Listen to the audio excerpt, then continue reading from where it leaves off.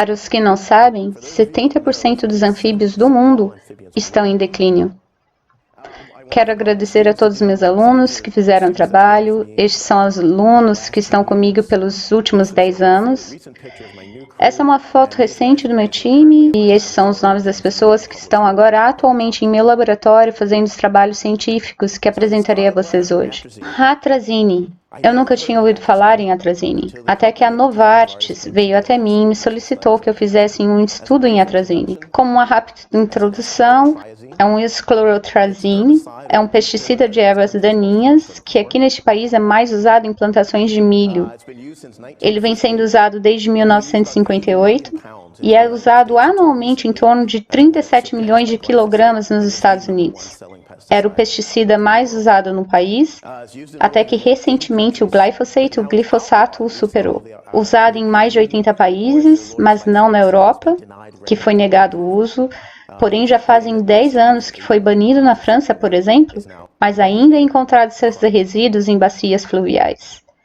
E também o ponto aqui é que nós, aqui neste país, continuamos usando mais de 36 milhões anualmente, mesmo sabendo que foi banido na União Europeia. Então, primeiro de tudo, deixe-me introduzi-lo ao personagem principal da história.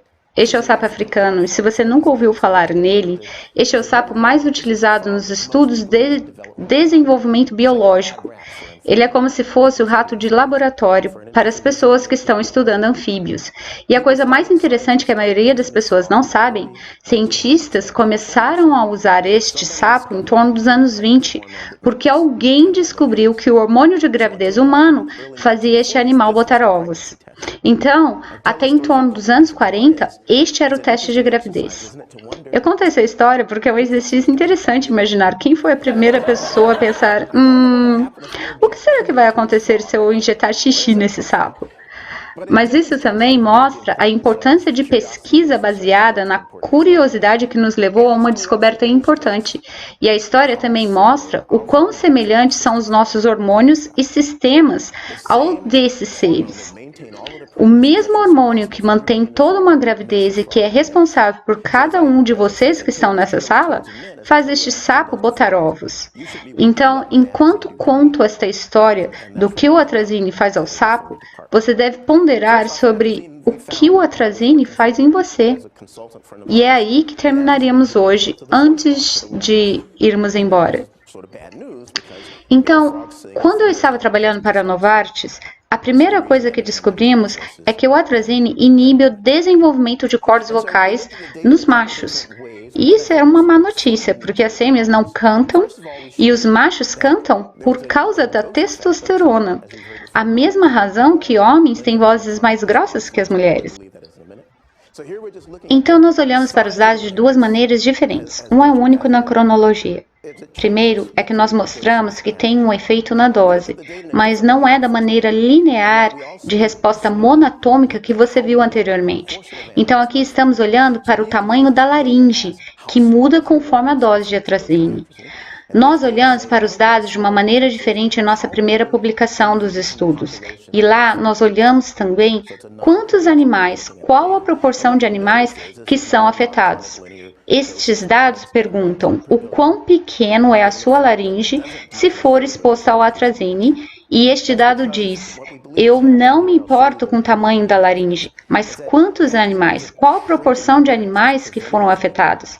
Então é um modo não perimétrico de se olhar para os dados. E o que você nota é que não há uma resposta monotônica, linear, é uma parte por bilhões. E você tem um efeito de que não abaixa mais com o aumento da dose. E por que isso está acontecendo aqui? Eu te mostrarei a evidência. É que a atrazine está diminuindo a laringe e a proíbe de crescer. Tem um limite de nível de testosterona que é requerido para limitar o crescimento. E uma vez que você perdeu aquela testosterona, você simplesmente não vê grandes efeitos mais. Ele se mantém naquele mesmo tamanho. Então, se os animais estão perdendo testosterona, o próximo lugar que nós olhamos foi para as gônadas, as glândulas sexuais, pois é de onde vem a testosterona. Aqui é como as gônadas do sapo se parecem. Aqui é o rim, e este é um animal que tem testículo, que tem ovários, que tem outros testículos, outro ovário, uma festa completa acontecendo aqui. Então, diferente do que você aprendeu no Jurassic Park, sapos não são naturalmente hermafroditas. Então, nós sabíamos que tinha algum problema com as suas gônadas, porque esses são machos que desenvolveram ovários e contribuíram para os efeitos de feminização e também desmasculinização. Aqui está o testículo, e normalmente o testículo tem que fazer testosterona. Testosterona significa literalmente hormônio de testículo. Eu quero que você se lembre da palavra atrazine. E nossa proposta é que a atrazine se transforme em uma enzima, um tipo de máquina que converte testosterona em aromatase. Isso significa literalmente estrógeno, o hormônio feminino. E a consequência são dois problemas. É a desmasculinização, porque para de se produzir testosterona, e o segundo problema é que agora você está feminizado, porque você começa a produzir o hormônio feminino, o que não deveria acontecer se você é um macho. Então, estes são os dados da nossa primeira publicação científica, onde nós mostramos este caso. Aqui são os machos do grupo de controle e os níveis de testosterona. Aqui são os tratados com atrazine, e aqui são as fêmeas do grupo de controle. Então, o nível de testosterona foi reduzido ao ponto de que o nível de testosterona deles não tinha diferença nenhuma comparado com as fêmeas. Isso é o resultado de uma dose, de uma parte por bilhão, e o resultado colhido na parte da manhã, após uma semana. E o que nós olhamos agora é o que acontece quando os expomos a doses múltiplas de atrazine. E aqui são os dados de um período de tempo. Então, o que você vê que os animais tratados com atrazine nunca voltaram ao normal, comparado com os do grupo de controle. E o que você vê também é que doses mais elevadas produzem efeitos imediatos. Então, se olharmos o primeiro dia para estes animais, em preto, são os controlados em baixas doses de atrazine e, novamente, uma resposta não monotômica às doses. E o que está acontecendo aqui é que, em doses imediatas, o atrazine agrava a produção daquelas enzimas, e nas doses intermediárias parece menos efetivo, porque os animais estão metabolizando mais rapidamente a atrazine. Em doses mais elevadas, as enzimas continuam a ser induzidas, mas as concentrações são tão elevadas que as enzimas ficam saturadas em doses menores. Parece que não há atrazine suficiente para agravar aquelas enzimas. Então, acaba sendo doses mais efetivas que doses mais elevadas. Então, nós publicamos nossos primeiros estudos e procedimentos na Academia Nacional de Ciências. Sapos tornam-se hermafroditas e desmasculinizados após exposição ao pesticida atrazine em doses de níveis ecologicamente baixos. Então, agora eu vou te mostrar sistematicamente o quão importante é esse problema. Então, a este ponto, nós só tínhamos olhado em laboratório para uma única espécie e não podíamos entender a história toda. Por exemplo, nós não sabíamos se estes animais hermafroditas eram machos com ovários ou fêmeas com testículos. Parece fácil de responder, mas os sapos não têm cromossomos de sexo, então nós não sabíamos geneticamente quem era o quê. Nós tínhamos uma ideia, porque em geral nos estudos nós tínhamos 50% de fêmeas, 30% de machos e 20% de hermafroditas. Então, de certa maneira, nós sabíamos que os machos eram os hermafroditas, devido aos números de fêmeas. Outra coisa que não sabíamos era o que acontecia quando estes animais se tornavam adultos, porque nós só estávamos olhando aos pequenos que iam de girinos a sapo. Então, nós não sabíamos se eles iriam continuar hermafroditas ou se tornariam machos ou fêmeas. De novo, pode parecer uma resposta simples de se responder, com a exceção é que leva-se 4 anos para eles crescerem. Isso significa que eu tenho que levar para os meus alunos novatos que, pois é, eu tenho um projeto para você. que para o período quando você estiver se formando, mais ou menos, talvez você tenha alguns dados interessantes. Já pensou? E de fato foi pior que isso. Isso levou em torno de 8 anos para finalizarmos o projeto. E isso nos levou a publicar outro estudo na Academia Nacional de Ciências. Então, o resultado é que isso nos proporcionou a ter uma marca genética que nos dizia quem era macho e quem era fêmea. Sem dúvida nenhuma, teria sido muito útil isso há 8 anos atrás, quando iniciamos. O ponto final é que este cara aqui, que para mim parece que ele está sorrindo, este é o irmão dele. Então o que aconteceu é que nessa população em torno de 10% dos machos literalmente se transformaram em fêmeas. Então acreditamos que eles iniciaram como hermafroditas. E este cara agora é uma vovó. Então, este é um macho que bota ovos e se relaciona com outros machos e tudo mais. Nós provavelmente poderíamos ter concluído os estudos a este ponto, porque isso é um descobrimento dramático. Mas eu queria saber sobre os outros 90%. O que aconteceu com os outros machos que não se transformaram em fêmeas? Porque neste grupo foi somente em torno de 10%. Então, minha outra graduação é em biologia comportamental. E eu pensei, quais outros tipos de testes que podemos fazer para saber se esses outros machos podem funcionar normalmente? E isso requeria um aparato super luxuoso e caro. E nós fizemos esses experimentos que nós chamamos de festa na piscina, o protocolo da festa na piscina. E nós colocamos lá 4 fêmeas, 4 machos do grupo de controle e 4 machos tratados com atrazine. E os deixamos lá livres, fazendo o que eles normalmente fazem ou não fazem. Então, às 6 da tarde, nós os colocamos lá e os marcamos para que pudéssemos saber quem é quem. E todos eles eram virgens, todos eram controlados desde o início. E somente por alguns períodos fizemos esses experimentos, porque sabe-se lá o que poderia acontecer. E o que aconteceu de que entre todos os grupos diversos que testamos, resultou que somente 2 dos tratados com atrazine conseguiram pegar uma fêmea. E como endocrinologista, você não pode simplesmente observar. Você tem que medir. Então, se testamos testosterona, os de controle têm testosterona muito mais elevada.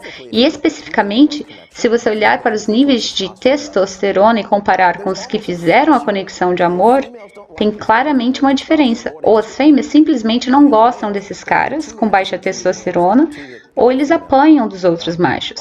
E esses 2 que pegaram fêmeas estavam com os níveis de testosterona acima dessa linha inicial. Então, testosterona é o que controla este comportamento ou os leva a não serem competitivos. Então, nós tínhamos ainda alguns animais sobrando. E assim, para ver se além deles não serem competitivos, nós testamos para ver se eles eram capazes. Então, nós fizemos uma série de experimentos que eu chamei de série de experimentos de motel. Então, neste caso, nós demos a eles um quarto, nós colocamos fêmeas com machos tratados com atrazine e colocamos divisórias para que eles não vissem o que estava acontecendo no outro quarto. E nós testamos não somente para ver se eles eram capazes, mas também para ver se eles eram competentes. Em outras palavras, se eles pegassem uma fêmea, eles poderiam fertilizar os óvulos? E foi um protocolo. Nós os deixamos juntos, coletávamos os ovos nas manhãs seguintes e 4 dias depois nós contávamos quantos ovos eclodiram. Se contar que eles botam em torno de 2.000 ovos cada, eu tinha um aluno novato que contava os ovos. 1, 2, 3, enfim, super complicado. Então, o que aconteceu é que quando você compara os animais de controle com os animais tratados com atrazine, os machos de atrazine tinham a fertilidade de 15% comparado com 85% dos animais de controle. E tem 2 razões para isso. Quando você observa nos estudos, esses machos de atrazine simplesmente ficam lá parados assistindo as fêmeas botar ovos e nem sequer tentam. Então, eles não têm a testosterona que motiva o comportamento. E se eles tentam, como eu mostro aqui, eles têm um baixíssimo índice de fertilidade, pela seguinte razão. Então, aqui são os testículos de animais de controle e de atrazine. E a beleza desses estudos é que os alunos que fizeram as análises morfológicas eram alunos diferentes dos que fizeram os testes de comportamento e diferentes dos alunos que estavam cuidando do crescimento dos animais. Então, foi tudo feito cegamente. E se você olhar o zoom, aqui é o tubo testicular que está cheio de esperma. E nestes caras, o tubo testicular tem detrito celular. E somente alguns tubos têm algum esperma. Então, eles não têm testosterona suficiente para, serem capazes de ao menos tentar. E mesmo quando eles tentam, eles não têm testosterona suficiente para serem competentes. Então, nós publicamos mais esse estudo que se chamou Atrazine induz feminização e castração química em sapos machos africanos. E tem 8 coautores neste estudo. E eu consegui colocar o maior número de palavras possíveis no título para irritar bastante as indústrias químicas. Então foi também um ponto extra para mim. E agora o que temos, este estudo, vamos publicar agora. Então, com um outro aluno, nós decidimos que iríamos repetir esse experimento para olhar se tinha algum aspecto genético nesses componentes. Em outras palavras, existem algumas famílias que são mais suscetíveis que outras? Então, nós tínhamos esses tanques que tinham 4 sapos em cada um deles, e o aluno que estava cuidando dos animais veio para mim e disse: dá um super trabalho limpar os tanques, eu tenho que separá-los. E eu disse: o que você quer dizer como separá-los? Então aqui está, uma festa total. Mas eu sabia que eles eram machos, eles não tinham sido feminizados. Então fizemos um monte de coisas, então olhamos para ver se eram os machos maiores que estavam sempre por cima. Então fizemos mais rodadas e medimos como aqueles que estavam emparelhados, e o resultado é que este não é o caso. Os que ficam embaixo é sempre o maior. E de fato o que vimos é que os que ficam por baixo eram sempre os mesmos. E depois que os separávamos, nós olhávamos para os níveis de hormônios, e os que ficam por cima têm níveis mais elevados de testosterona, e o mais importante é que os de baixo tinham sempre o típico hormônio feminino, o estrógeno. E estes caras são os que controlam totalmente o comportamento. E isso quer dizer que se separarmos esses caras e o colocamos juntos com os grupos de controle, os machos de controle copulam com eles. Eles foram suficientemente expostos à atrazine que eles têm testículo, eu mostro aqui, e os testículos se formam de uma maneira que parecem perfil de fêmeas, e o cérebro deles foram feminizados de uma maneira que eles têm uma orientação que eles dizem que eles são fêmeas, mesmo que eles sejam machos. E só agora temos a técnica para testar a morfologia do cérebro feminino e masculino, que é o próximo passo. E por falar nisso, estes são testículos, e isso é o tubo do ovário, que não deveria ter em um macho. Então, isso é o equivalente de um macho com útero. Esse não é um hermafrodita, é um macho com componentes de fêmea, incluindo o comportamento e a morfologia do cérebro. Nós mostramos que tem o efeito colateral da atrazine que causa imbalanço hormonal que gera problema de desenvolvimento. E se você perguntar, e daí? E daí que isso se associa com a fisiologia de reprodução? O que é um problema lógico? O próximo passo era saber se isso ocorria somente com uma espécie de sapos ou se era algo que ocorria no geral. Em um outro estudo que publicamos, nós estudamos uma espécie de sapo norte-americano. E aqui estão os testículos. E isso aqui são os ovos que se desenvolveram nestes testículos deste macho, que estão explodindo para a superfície destes testículos desse macho. Eu falo para os homens, imagine uma dúzia de ovos de galinha crescendo nos seus testículos. É isso que esse cara aqui está passando. Então, sabíamos que a desmasculinização e a feminização não era exclusivo a somente uma única espécie. E daí tinham muitas conversas acontecendo sobre as doses que causam esses efeitos. Então, quero te dar uma ideia das dosagens às quais estamos vendo nos laboratórios. Isso é uma escala logarítmica, que representa um alcance total de 10 milhões de microgramas por litro, que é o mesmo que partes por bilhão. Para o atrazine, aqui está o NOEL, o No Observed Effect Level, nível de efeito não observado. Então, toda vez que eu falar NOEL, eu estou me referindo a essa abreviação que significa nível de efeito não observado. Ou seja, neste nível, eles dizem que não houve efeito observado. E eu vou chamar isso de NOEL, que é o nome de inglês. Então, quando você ouvir, você vai entender. Para o atrazine, aqui está o NOEL, o nível de efeito não observado. 3.000 partes por bilhão é a marca que a atrazine causa câncer em ratos. Enquanto com um fator de segurança de 1000 vezes. Aqui está o padrão de segurança para a água potável de atrazine em 3 partes por bilhão. Aqui é onde nós vimos o atrazine inibir o crescimento laríngeo a 1 parte por bilhão. E temos limiares diferentes. Aqui é onde o atrazine feminiza as gônadas, as glândulas sexuais, em 1 parte por bilhão. E aqui é onde nós começamos a ver o atrazine a começar a inibir os níveis de testosterona a 0,01 partes por bilhão, ou microgramas por litro, bem abaixo do padrão da água potável e certamente extremamente abaixo do tal chamado nível de efeito não observado. E simplesmente para sua referência, aqui é o limite de separação do atrazine para o estrógeno. Se você for usar para alguma dissertação, está na marca de 0,01. Então, isso é para te dar uma referência das baixas doses. Porém, considere o seguinte, aqui é quando o estrógeno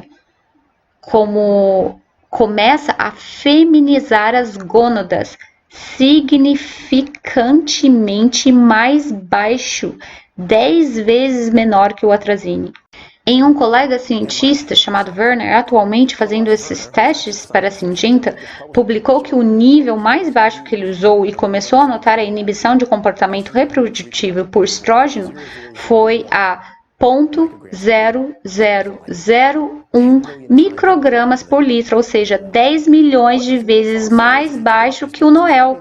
E isso também significa que você tem efeitos ocorrendo muito tempo antes de você ver os efeitos morfológicos.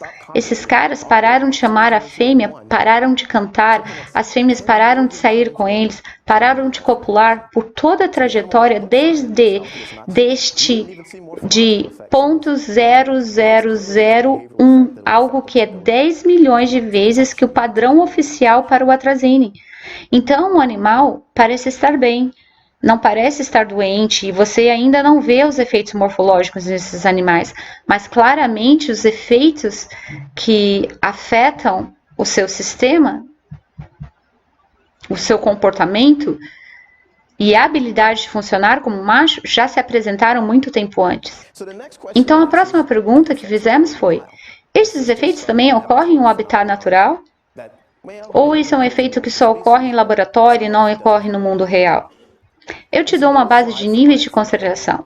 A aplicação é de 2,9 ou 29 milhões de partes por bilhão, ou seja, um fazendeiro pode estar aplicando atrazine a níveis de 290 milhões de vezes a mais dos quais nós estamos usando em laboratórios, que produzem não somente os efeitos comportamentais, mas também os efeitos morfológicos que mostrei.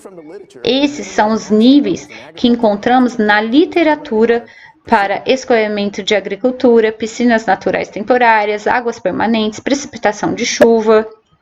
Aqui é o Ponto 1, onde começamos a ver intersexos, hermafroditas.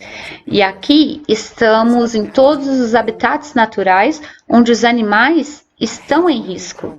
Existe uma grande quantidade de atrazine nas águas da chuva.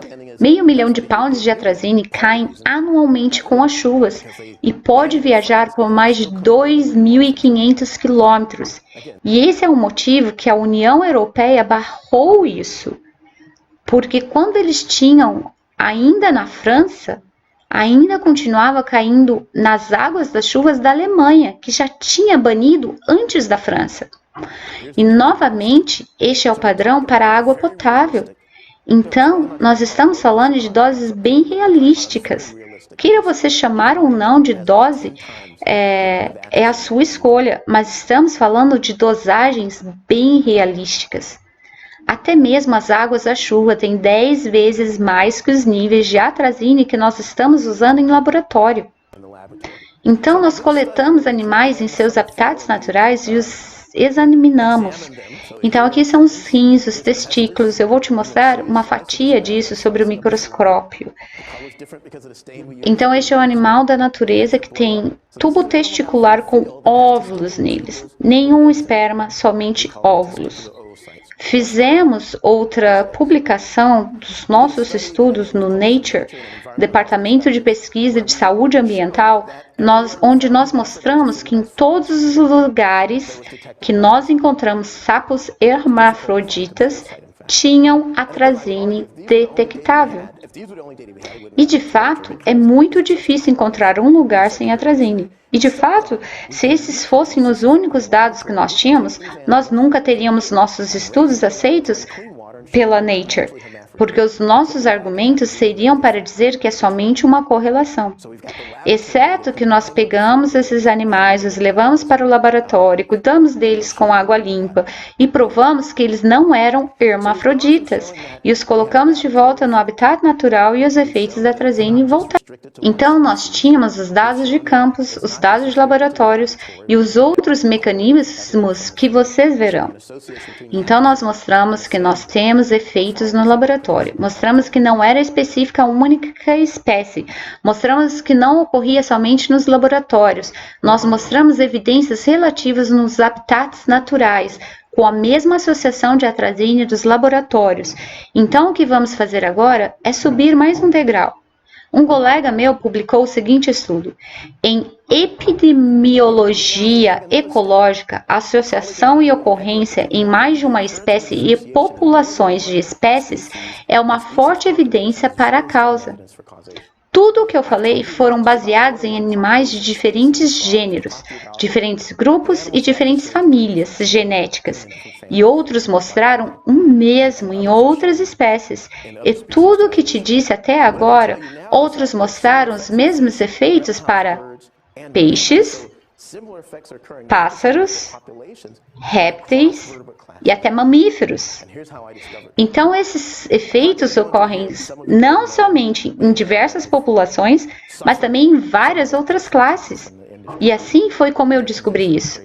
Como alguns de vocês sabem, eu sofri ataques pessoais por parte das indústrias.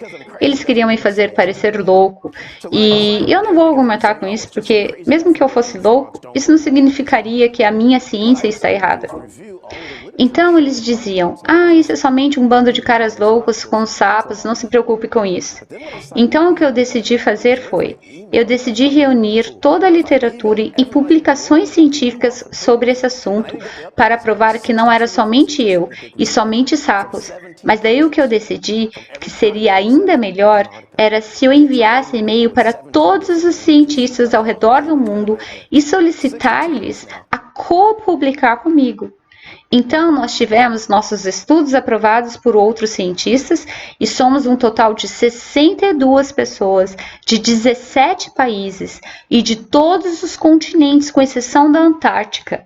E a tarefa de conseguir escrever nossos estudos em 17 línguas diferentes é muito difícil. E isso vem se desenvolvendo por mais de um ano. E o tema é: a atrazine é um disruptor endócrino que impacta o desenvolvimento e função reprodutiva em todas as classes vertebradas examinadas. Então, até esse momento, nós publicamos uma versão mais curta. Desmasculinização e feminização das glândulas sexuais de machos causados por atrazine, efeitos consistentes através de classes vertebradas. E isso foi o que nós mostramos. Então aqui estão os meus sapos, testículos vazios e ao invés de espermas, óvulos, se são expostos ao atrazine. Estes são os peixes da Bélgica. E olha este daqui. Estes são os répteis. Esses são estudos da Argentina. Os mesmos resultados, você os expõe à atrazine e eles não têm espermas nos testículos. E até mesmo em mamíferos. Estes estudos foram feitos na Croácia e na Nigéria. Estes são os tubos testiculares cheios de esperma. Você pega o rato, o expõe à atrazine e eles ficam sem espermas. E o que eu pensei é que parece que os pássaros não são afetados. E daí recebi um e-mail sobre um estudo recentemente publicado de um cientista no Paquistão. E aqui está o pássaro com esperma nos testículos e você os expõe à atrazine e os espermas se vão. Então, de alguma maneira, 62 cientistas de 17 países conseguiram todos produzir resultados errados, semelhantes, iguais, porém errados, porque o atrazine é seguro, não é mesmo?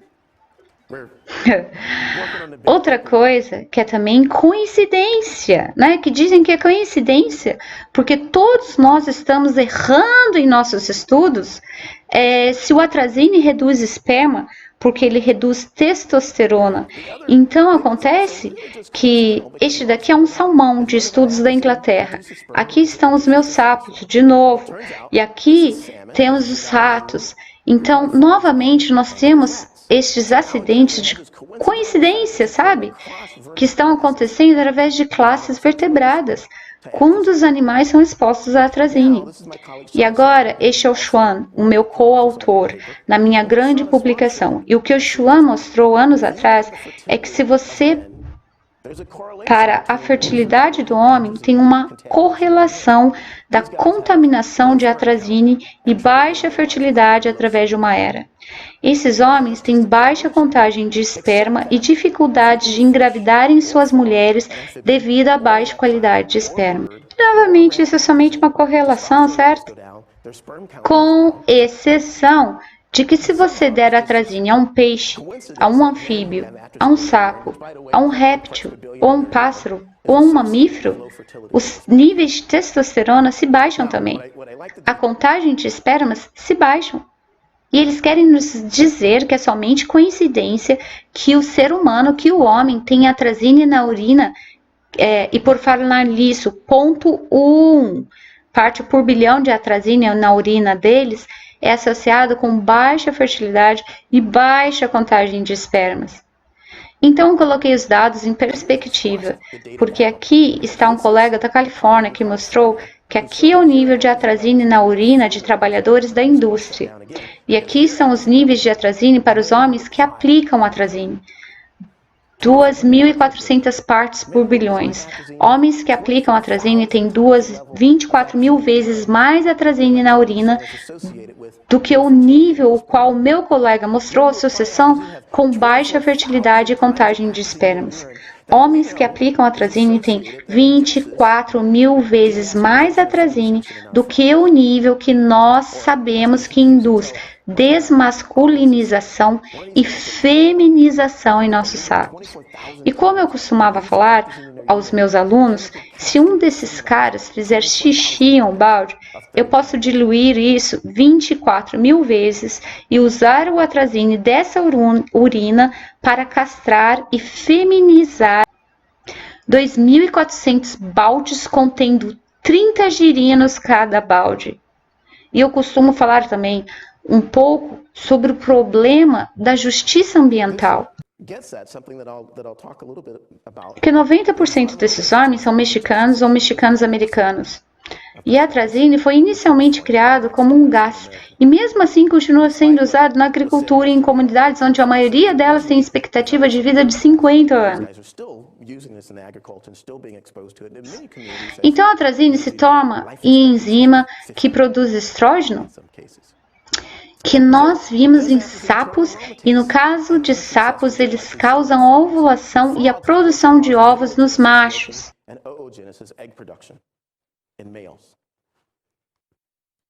Então, novamente, do estudo científico que nós publicamos, temos aqui os meus sapos. Eu adoro esse aqui que parece Eu Te Amo. Temos os peixes do Don Tillity, da Fiscalização Geológica dos Estados Unidos, e peixes expostos à atrazine produzem distúrbios nos testículos. Aqui este é um estudo do Canadá, mostrando ovos crescendo nos testículos das tartarugas macho.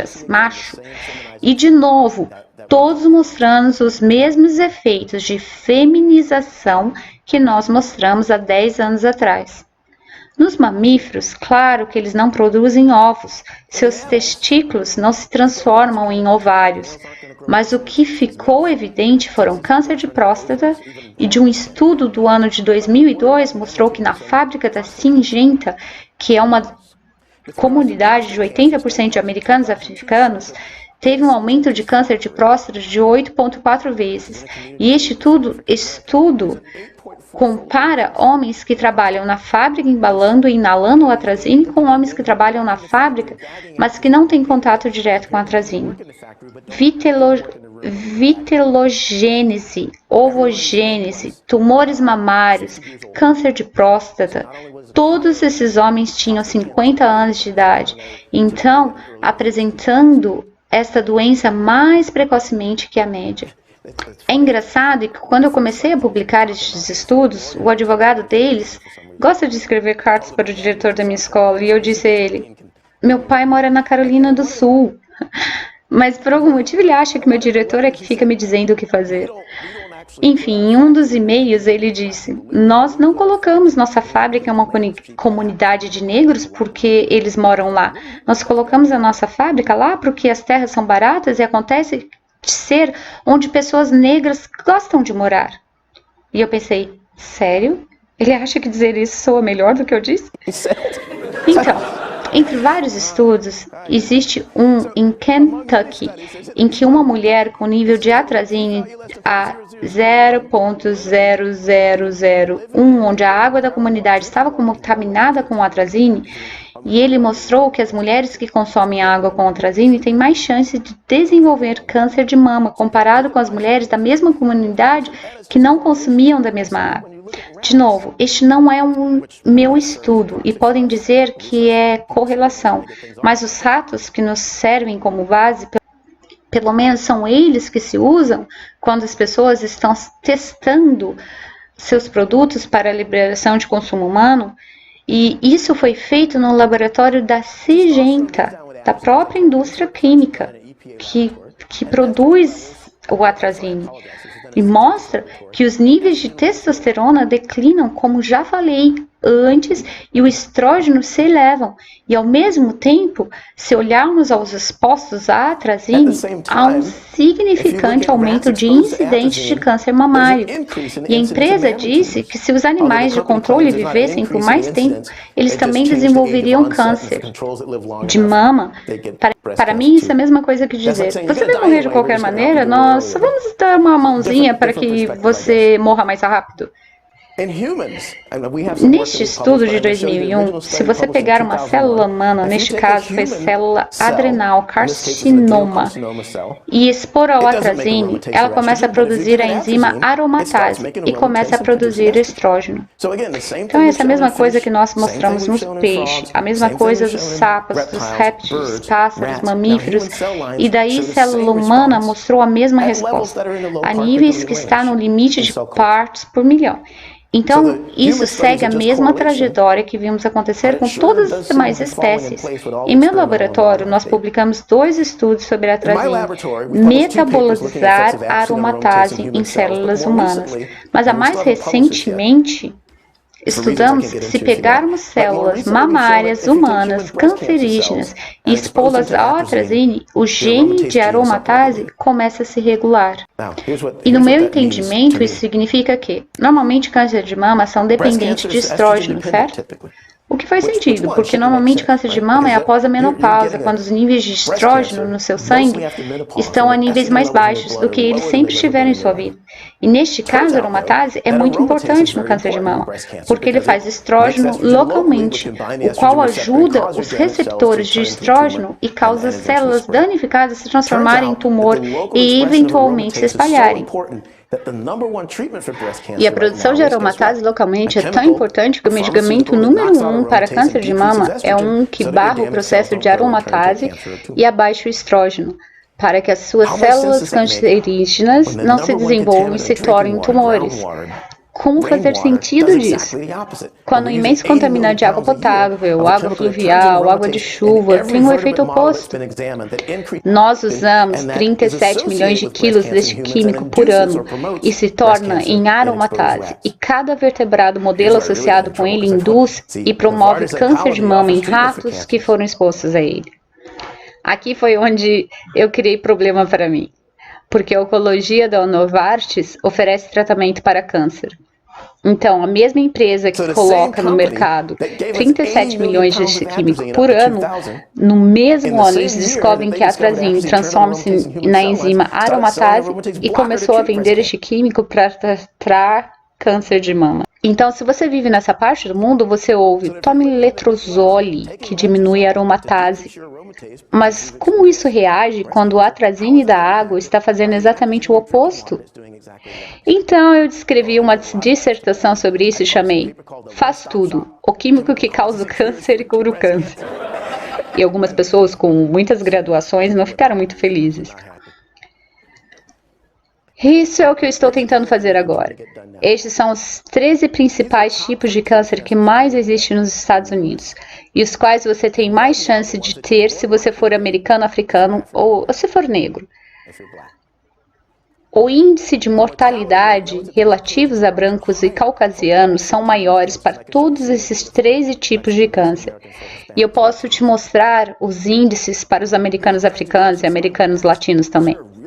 E a pergunta básica que fiz foi, existe realmente diferenças biológicas? E isso faz diferença entre classes diferentes de poder econômico, com as pessoas que têm acesso à saúde privada, essas coisas assim? Existe realmente diferenças biológicas ou é porque os americanos, hispânicos, latinos e negros costumam morar em comunidades mais pobres, onde as indústrias adoram despejar seus lixos químicos por lá? Você nem consegue mais responder essas perguntas agora, porque não há mais linhagem de células disponíveis das pessoas que foram mais afetadas. Não existe nenhuma linhagem de célula de negros que sobreviveram a câncer de mama. E o mesmo acontece com os hispânicos. Em outras palavras, se você ouvir que você tem maior probabilidade de ter, se alguém da sua família já teve, é por causa da genética? Ou é por causa que você e seus familiares estão expostos aos mesmos tipos de lixos, geração após geração? Ou apenas uma geração e assim afetando por gerações cruzadas? Novamente, você nem pode responder mais essas respostas hoje em dia. Então, uma das coisas que me interessa, porque eu sou apenas um rapaz que gosta de sapos, e estudando este organismo aquático, me disse bastante coisa sobre este outro organismo aquático. E muitas delas, você já ouviu a analogia hoje. Este indivíduo, este animal, depende literalmente dos mesmos hormônios, estrógeno, etc., que este indivíduo depende. E da mesma maneira que ele se vê preso em um ambiente de onde ele não tem como escapar, da mesma maneira este indivíduo aqui se vê preso também. E não tive tempo de falar sobre isso, mas, por falar em humanos, os ratos são exemplos para nós. A atrazine, além de promover câncer de mama e próstata em ratos, existem também estudos que mostram que causam destruição do sistema imunológico, o que nós também encontramos em nossos sapos e peixes e bebês que são expostos no útero, que sofrem danos neurológicos. E ainda mais preocupante é que a atrazine também causa abortos, por causa do imbalanço hormonal que ele cria a toda força em 4 linhagens de ratos, e esses estudos foram produzidos nos laboratórios da EPA. Os ratos não abortados, quando os fetos machos são expostos no útero, a atrazine causam doenças de próstata. Então, esses bebês nascem com a próstata de machos velhos. E este foi um segundo estudo de laboratório do EPA que publicaram estes dados. E em um terceiro estudo do EPA, que agora não está mais no EPA e está atualmente publicando comigo, mostra que a atrazine causa prejuízo no desenvolvimento de mama. Então, os seios não se desenvolvem apropriadamente quando as filhas são expostas no útero. E quando estas filhas crescem, os seus filhos experienciam desenvolvimento retardatário, porque essa geração não tem o desenvolvimento mamário requerido para prover um desenvolvimento e crescimento apropriado. Então, este rato é afetado pela atrazine que a sua avó foi exposta.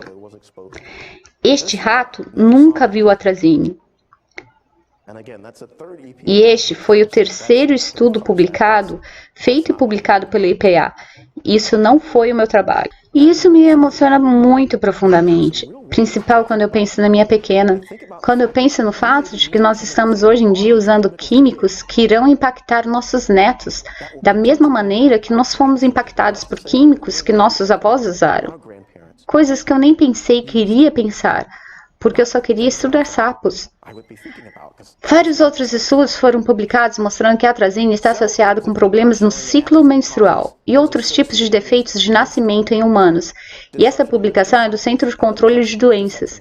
E eu só vou ler para você a conclusão deste daqui. Exposição maternal a águas de superfície com atrazine estão associados com gastroquise fetal. E este é apenas um dos muitos estudos publicados que mostram a associação do atrazine com defeitos fetais, semelhantes aos que vemos nos modelos de ratos. E se você não sabe o que é isso aqui que é gastroquise. Um ex-aluno meu, que agora é formado, está então agora se aprofundando nestes estudos com humanos. Tem um número de organizações que vêm ajudando a divulgar esses estudos e também petições para barrarem este químico, que você pode se informar, assinar e participar também. Muito obrigado.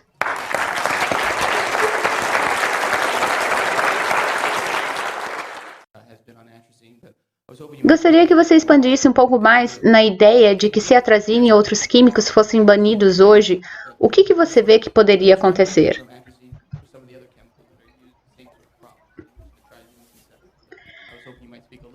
Sim. Bem, faz 10 anos que a atrazine foi banido na França e os níveis do lençol freático não mudaram. Não é o mesmo nas águas de superfície, porque isso se quebra, mas não nos lençóis freáticos.